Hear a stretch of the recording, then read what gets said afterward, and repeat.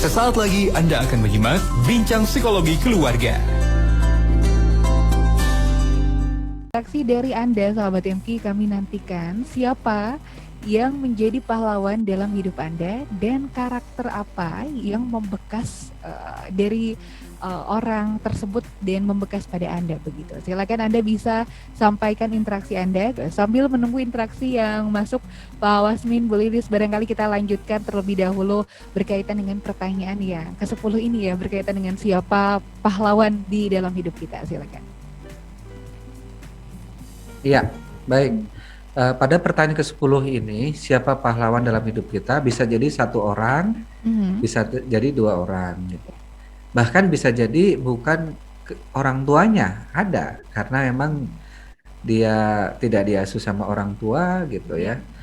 Ya otomatis sih kalau dikandung tetap ya pahlawan ibu pasti ya sebagai pahlawan. Tapi yang saya maksud di sini adalah yang memberikan inspirasi yang membekas ya, yang cukup membekas. Karena emang saya menemui ada teh yang tidak berkesan dengan kedua orang tua aja ya, karena emang tidak diasuh sama kedua orang tuanya gitu. Ya intinya yang pernah berinteraksi dengan dia yang membuat kesan positif, yang membekas sampai sekarang. Nah, telusuri itu karena itu salah satu jejak untuk menemukan diri kita. Mengidentifikasi, menemukan diri, termasuk nanti ke anak-anak kita juga dimulai diperkenalkan siapa yang seharusnya menjadi pahlawan dalam kehidupan anak ya. Makanya di anak-anak dikenalkan sejarah ya, termasuk dalam Sirah Nabawiyah itu kalau misalnya tidak ada Rasulullah ya kita tidak mengenal Islam sampai sekarang ini. Betul. Dengan pengorbanan beliau ya, dengan pengorbanan Rasulullah yang berpedih-pedih menegakkan dinul Islam, ini tidak mudah karena pertentangannya luar biasa ya. Ya saya juga dulu waktu muda itu banyak berpikir kenapa sih orang disuruh bener kok sampai perang-perang gitu ya. Ternyata setelah belajar ilmu token ekonomi, belajar ilmu ternyata di balik dakwah kebenaran itu ada yang terancam sebetulnya. Yang terancamnya itu adalah kekuasaan, yang terancam itu adalah sumber-sumber resources perekonomian gitu. Dan Ka'bah itu adalah ternyata pusat perdagangan. Di sana emang tempat ziarah, tempat ini gitu. Tapi ternyata di sana ada penguasa Ka'bah yang terancam dengan hadirnya anak muda Muhammad bin Abdullah. Ini dulu tidak dimengerti gitu. Kenapa sih nggak ikut aja, kan ajarannya bagus, enak ini. Ya itu bagi kita yang tidak punya, yang tidak terancam terhadap kekuasaan. Ya artinya untuk menegakkan kebenaran itu butuh luar biasa perjuangan yang tidak mudah dan sampai risalahnya ke bawah kita sampai saat ini. Nah ini model-model penjelasan seperti ini mereka jadi tahu gitu jejaknya, jejak-jejak kepahlawanan baik orang yang berinteraksi langsung dengan dia maupun yang tidak gitu. Seperti kemarin saya baca rilis tentang negara Republik Indonesia, yang Republik Indonesia Serikat, ada yang NKRI gitu. Ternyata beda itu dua negara itu. Kalau Natsir justru pendiri NKRI itu sangat tergantung pada kontribusi Natsir, Muhammad Natsir itu. 1945 itu proklamasi kemerdekaan ternyata belum seluruh Nusantara bergabung gitu. Baru 1951 itu M. Natsir membuat semacam mosi untuk menggabungkan seluruh Indonesia saat ini. Gitu. Jadi negara Kesatuan Republik Indonesia. Sebetulnya kalau di runut sejarah negara Kesatuan Republik Indonesia itu di tahun 1950 proklamasi yang kedua itu ya. Yang pertama 45 malah belum bergabung semua itu ternyata. Nah kita merunut ke sejarah, oh berarti peran Natsir itu luar biasa dalam bicara NKRI gitu, Muhammad Natsir gitu. Nah di sini kan kita jadi tahu sejarah gitu ya. Kita jadi tahu Indonesia, gitu. Identitas Indonesia mengenalnya dari sejarah. Hanya pendidikan sejarah bagus ya untuk anak-anak kita. Iya, pendidikan sejarah itu luar biasa. Kebetulan storytelling. Iya. Baik teh, kita lanjut ke pertanyaan ke-11 ya. Nanti kalau ada yang masuk kabari aja. Pertanyaan ke-11 apa Bu Lilis? Pertanyaan ke-11 adalah saya adalah orang yang titik. Silakan lanjutkan sendiri. Jadi penghayatan terhadap diri kita adalah saya orang apa. Iya. Misalnya saya orang yang berani, misalnya saya orang yang ramah, saya orang yang sensitif. Nah, kadang kita bingung ya Pak Wasmin, untuk apa ya saya bingung. Boleh nanti minta bantuan misalnya ke yang lain, ke orang yang lain, karena kadang diri kita itu tidak terlihat oleh diri sendiri, tapi terlihat oleh orang lain. Betul. Makanya nanti bisa juga jadi pertanyaan ke teman-teman dekat kita, atau misalnya di Facebook kita buat polling ya, misalnya isinya apa yang Anda ingat tentang saya, misalnya saya itu menurut Anda adalah orang yang bagaimana. Nah, itu nanti kan orang bisa, oh kamu misalnya kayak saya dulu waktu kuliah Pak Wasmin, kan di psikologi itu ada permainan Johari Windows ya untuk mengenal diri. Nah, salah satunya saya tanya ke teman-teman, terus dari teman-teman Teh Lilis itu orang yang periang katanya gitu. Jadi saya tahu dari teman-teman, oh saya periang ya. Terlihat dari mana? Terlihat kalau misalnya ngomong itu sangat semangat, selalu senyum katanya gitu. Nah, itu bisa didapat dari orang lain Pak Wasmin. Kalau saya orang yang titik-titik itu boleh, yang ada yang negatifnya boleh juga ya. Oh nggak apa-apa. Nggak harus ya. yang positif gitu. Kayak saya tahu ternyata saya itu tegek. Itu ternyata taunya dari orang Sarah. Oh, baik. Sahabat. Jadi Orang biar- Sumatera datang ke Sunda gitu. Kita tuh udah berasa udah sopan banget dibandingkan dengan di Sumatera, itu saya udah paling sopan gitu lah. Iya. Ternyata masih dibaca tegek. Tegek, ya. Tegek. Tegak gitu ya nggak luas ya, kaku lah ya agak Iya. gitu. Betul. Bagusnya sih seimbang nanti Pak Wasmin. Jadi yang satu misalnya kolom yang satu saya adalah yang positifnya bagaimana, yang satu sebelah kiri adalah yang positif. yang satu misalnya negatifnya gitu. Karena setiap orang itu pasti Pak Wasmin dalam dirinya itu ada yang positifnya, ada yang negatifnya gitu. Misalnya saya lebih, kalau kemarin saya buat permainan di guru-guru anak langit misalnya, kan penyakit hati itu akan kadang senantiasa menghindap ke kita. Nah, biasanya yang kita paling mudah itu terhinggap apa? Ada yang paling mudah misalnya dengan sombong, ada yang dengan kufur nikmat, ada yang dengan pengen lalai, ada dengan ria. Nah, itu semakin mengenal. Kemarin oh iya ya gitu, saya mah orangnya gini-gini, oh iya ya berarti itu lalai. Nah, ketika tahu nanti selanjutnya akan mudah Pak Wasmin, karena selanjutnya misalnya apa yang harus saya lakukan untuk memenahi untuk lebih baik lagi. Nah, itu sudah ketemu gampang, tapi kalau belum ketemu bingung kan. Dan untuk menemukan tadi yang kolom kiri boleh yang positifnya, saya misalnya periang, saya orangnya ramah, saya pemberani, saya mudah.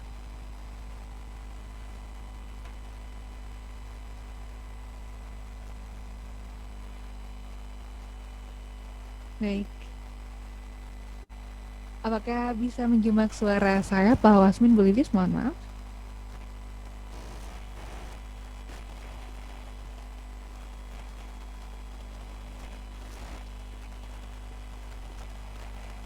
Baik, nampaknya ada sedikit kendala ya. Mohon maaf Pak Wasmin, Bu Lilis sempat terputus barusan. Boleh dilanjutkan kembali ya? Sampai kalimat apa barusan? Saya ini orangnya adalah untuk kemudian yang mengisi kolom sebelah kiri begitu tadi. Yang sebelah kiri yang positifnya tadi ya. Saya pemberani, saya periang, saya cenderung peka terhadap perasaan orang. Saya tegas, saya jujur, saya apalagi yang positif ya sebelah kiri. Yang sebelah kanan boleh yang negatif, misalnya saya pemalu, saya pemarah, saya pendiam, saya mudah tersinggung kayak gitu ya. Kan tuh banyak banget itu, puluhan itu sifat positif dan yang negatif. Tentu berbeda-beda ya satu sama lain ya. Betul. Silakan identifikasi. Bahkan kalau perlu kolom itu dibuat gitu, nanti teman-teman suruh ngisi ya. Iya, betul. Mungkin suami atau istri atau anak suruh ngisi gantian ngisi Betul. gitu. Baik. Ini permainan Johari Windo ada 4 orang, maka dibuatlah 4 kertas. 4 kertas. 4 kertas, satu kertasnya dibelah 2 kolom gitu ya. Iya. 4 kertas. Nah, masing-masing membuat 4 kertas. Jadi kalau 4 orang total ada 16 kertas. Jadi masing-masing megang 4 kertas. Kalau misalnya jumlah anggota keluarga 4 orang ya. 4 kertas, terus masing-masing kertas dibelah dengan pulpen ya, dengan alat tulis. Iya. 3 garis gitu ya, set 3 garis tengah. Yang sebelah kiri nanti untuk positif, yang sebelah kanan untuk negatif. Dan kertas itu tulis kertas pertama nama sendiri. Kertas kedua nama anggota keluarga sebelah kanan, kertas ketiga sebelah kanannya lagi, kertas 4 sebelah kanannya lagi. Jadi masing-masing nanti yang untuk sendiri ya menurut saya sendiri orangnya gimana tulis. Kolom kiri sebelah positif, kolom kanan negatif. Nanti yang nama anggota keluarga sebelah kanan misalnya adik kita atau suami kita gitu ya, tulis namanya dulu, nama misalnya. Orangnya sebelah kiri positifnya apa, negatifnya apa gitu. Iya. Pakai poin-poin tapi bukan kalimat, poin-poin aja set gitu. Jutek gitu, jebrah-jebris gitu. Orangnya nggak asertif tapi ujuk-ujuk marah-marah gitu misalnya. Itu boleh tuh. Nanti akan ketemu 4 kuadran itu. Wah, ini kalau di kopi darat asik nih. Kapan ya kita bisa kopi darat, Teh Sarah? Mudah-mudahan secepatnya. Biasanya permainan Johari Windo kita buat kopi darat ini. Jadi nanti hasilnya nanti akan ada 4 kuadran. Akan ada kuadran itu. Kuadran pertama adalah kuadran publik. Publik itu artinya poin-poin yang kita tuliskan terhadap diri sendiri, pas nanti kan kertasnya dikasihkan ya. Misalnya kita nulis untuk kakak, nanti kertas itu kasih ke kakak itu. Nah, nanti kita juga akan dapat tuh kertas dari 3 anggota keluarga yang lain gitu. Nah, poin yang kita tulis, misalnya kita orangnya pemberani, ternyata anggota keluarga yang lain nulis tentang kita juga pemberani. Berani itu taruh di kolom publik. Berarti kolom publik itu saya tahu, orang lain juga tahu. Itu kolom atau kuadran publik. Jadi dalam diri kita itu ada empat ruang ya istilahnya Bilis ya. Menurut Johari Windo itu ada 4 ruang. Ada 1 ruang publik, satunya ruang hidden. Ruang hidden itu tertutup, ruang yang aku tahu tapi orang lain nggak tahu. Misalnya kita nulis aku sebetulnya misalnya pemalu loh gitu.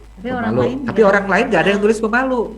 Berarti kita pintar menyembunyikan malu sampai orang lain nggak tahu bahwa kita sebetulnya pemalu gitu. Nah itu berarti pemalu taruh di hidden. Hidden itu artinya kita tahu orang lain nggak tahu. Biasanya itu berupa aib-aib ya Belis ya. Kalau yang kolom publik itu kuadran publik biasanya berupa prestasi-prestasi atau hal-hal yang positif. Ada lagi kuadran sleeping, kuadran tidur. Itu kebalikannya dengan hidden. Kalau kuadran tidur itu gimana, Blis? Kita tidak tahu, orang lain tahu. Tahu, ya kan gitu. Mana ada orang tidur tahu jam berapa kamu tadi malam tidur? Jam 9, bohong. Mana ada orang tidur tahu berangkat tidur, nggak ada orang yang tahu persisnya jam berapa dia tidur, nggak ada. Berangkat tidur mungkin dia jam 9 tapi lepnya tidur itu nggak ada yang tahu jam berapa. Gitu. Termasuk orang yang ngorok gitu. Kamu ngorok? Enggak ngorok. Ya iya ngorok, mana dengar ngorok sendiri. Betul. Nah, makanya kalau kuadran sleeping itu artinya kita tidak tahu, orang lain tahu. Nah, inilah kita butuhnya orang lain itu. Gitu. Menurut saya itu udah paling sopan di orang Sumatera yang biasa kasar, teriak-teriak, masuk ke lingkungan Sunda. Saya itu udah paling sopan loh Teh Sarah dulu itu. Waktu pertama jadi mahasiswa S1. Tapi tetap aja songong ya. Ternyata kata orang, ente teh songong dia, tegek mana teh gitu. Apalagi dulu saya dijebak-jebak diajarin bahasa Sunda yang kasar, saya ikut aja gitu.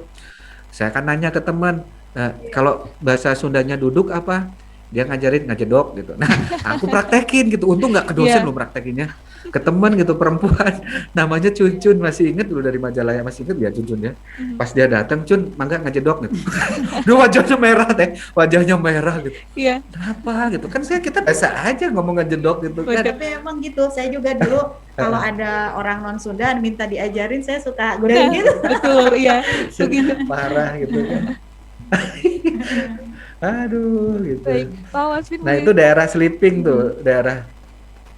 Baik, mohon izin. Kita kan Satu ada lagi. yang bergabung. Akan dilanjutkan terlebih dahulu atau kita Bangga. Baik, kita kan Boleh. apa? Ntar, biar aja yang masuk dulu, karena ini Baik. kayaknya penting banget nih. Nanti yang satu lagi kita bisa sambungin ke session ketiga bisa. Baik, ada yang sudah bergabung Ibu Eva dari Setiabudi. Kata Bu Eva, katanya pahlawan dalam hidup saya ini adalah para ustadz, diantaranya adalah Agim, Teh Nini, Ustadz Am Amiruddin, dan Teh Sasa.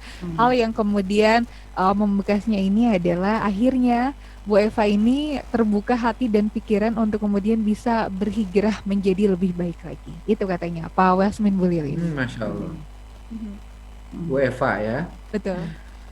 Jadi Bu Eva nyebutin Ustadz Aam Amiruddin tuh saya jadi inget beberapa pemikiran saya itu agak moderat Bu Lilis. Saya tuh kadang-kadang nggak bisa berpihak ke salah satu, bukan berarti pelin-pelan, tapi saya melihat ini nggak harus se ekstrim itu sih gitu. Terutama dalam hal fikih ya. Nah ternyata saya setelah telusuri, saya itu bertahun-tahun dengerin siaran pagi Ustadz Aam Amiruddin zaman dulu itu. Iya. Waktu tahun 96 gitu ya. Teh Sarah udah lahir belum tahun 96 teh? 96 saya belum lahir. Belum lahir ya? Belum. Kita tuh saya udah dengerin Ustadz Aam tuh di siaran radio pagi. Dulu belum ada MKFM dulu. Iya. Belum ada gitu. Jadi dan beliau itu kalau misalnya contoh tentang hukum apa, tentang ikhtilat apa, tentang kontroversi apa. Nah menariknya Ustadz Aam itu bisa memberikan sudut pandang dari berbagai macam pendapat gitu. Nah inilah mungkin yang membuat saya pernah di panel dengan Ustadz Aam, saya jadi seneng banget tuh ketemu guru gitu kan. Nah itu pemikiran moderat, pemikiran yang bisa balance gitu ya, mengambil dari berbagai sudut, itu memang saya harus akui dari Ustadz Aam dalam bidang keagamaan ya. Termasuk juga saya kalau Agim ya, jadi bagaimana Islam itu dibuat lebih indah, dibuat aplikatif. Nah itu beliau juga banyak menginspirasi saya gitu.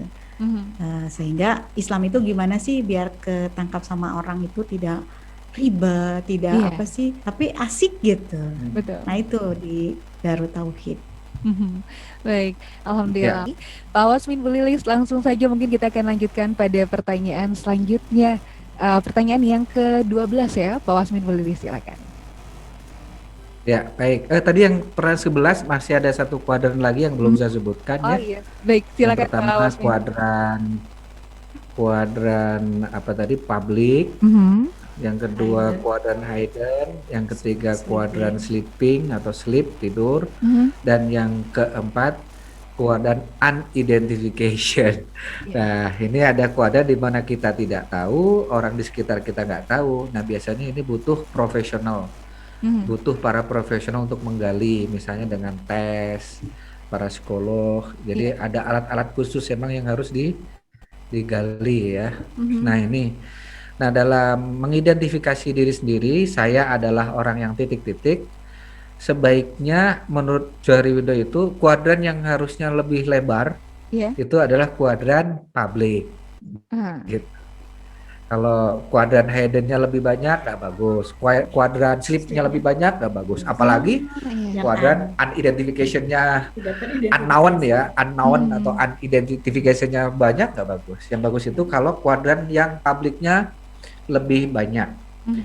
Karena bang publiknya lebih banyak, artinya emang banyak yang bisa kita capai, yang orang lain tahu ya, tidak banyak yang kita sembunyikan. Itu biasanya para tokoh-tokoh yang sudah sukses itu kuadran publiknya lebih banyak, Hmm. sampai digali riwayat hidupnya, biografinya, wah, sampai ke keluarga-keluarganya, sampai ada di masuk jadi di Wikipedia ada kalau di namanya gitu ya. Iya.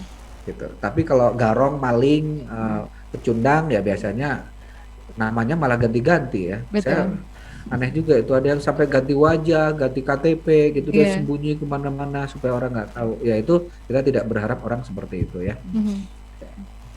Yang pertanyaan lanjut ke pertanyaan Ke-12. ke-12 apa Bu? Mhm. Saya ingin menjadi orang yang titik. Nah, ini dia. Ini pertanyaan yang 12 berarti lanjutan ya, Bu Lis ya? Iya. Lanjutan Lanjutan dari 12. pertanyaan yang ke-11. Saya adalah orang yang titik-titik, Mhm. tapi bisa jadi kita tentu belum langsung puas ya dengan kondisi yang ada sekarang. Betul. Sehingga kita ingin membangun sebuah kondisi baru di masa depan gitu.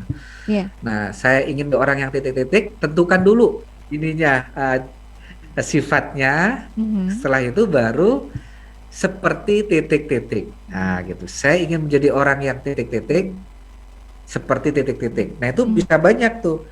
Saya ingin menjadi orang yang disiplin seperti titik-titik. Saya ingin menjadi orang yang berani seperti titik. Itu bisa jadi beda orang, beda karakter.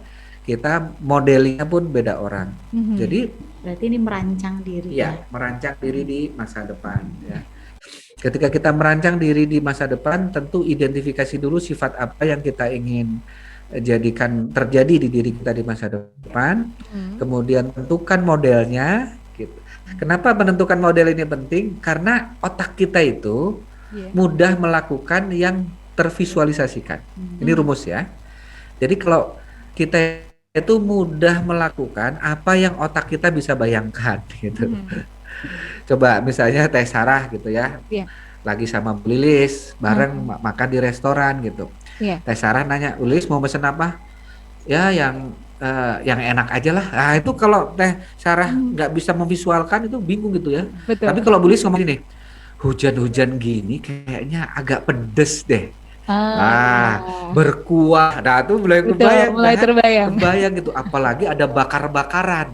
Wah, gitu. Mulai kan kebayang dibakar dari sate gitu. Tapi kalau cuman yang enak, itu nggak tervisualkan, nanti Teh Sarah juga bingung. Betul. Pesanan nanti ke waitressnya juga bingung gitu. Mhm. Termasuk diri kita, kalau otak kita bisa membayangkan dengan jelas sifat dan figur siapa yang kita ingin tiru, kita lebih mudah untuk menirunya. Betul.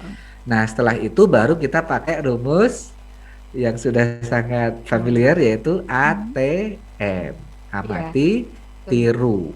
Tiru berulang-ulang, Baik. nanti baru kita modifikasi. Modifikasi. Ya.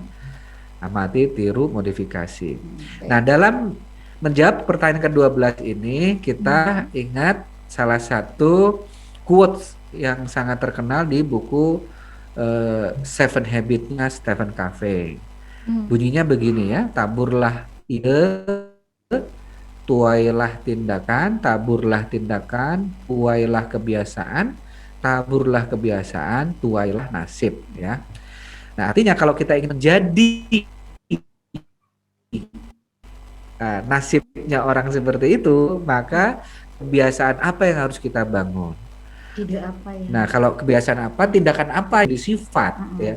Sifat itu hasil akumulasi dari tindakan yang berulang-ulang. Otomatis Bu Lilis disiplin kalau itu tidak diulang gitu. Berat emang untuk disiplin tuh. Jadi, Godaannya banyak. Saya juga ketika menelusuri, nggak tiba-tiba saya merasa tidak nyaman kalau ditunggui orang gitu. Awalnya Itu juga ada ya. iya.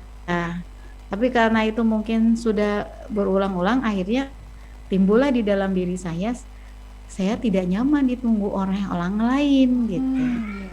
Gitu. Nah, ini berarti untuk saya menjadi pribadi titik-titik,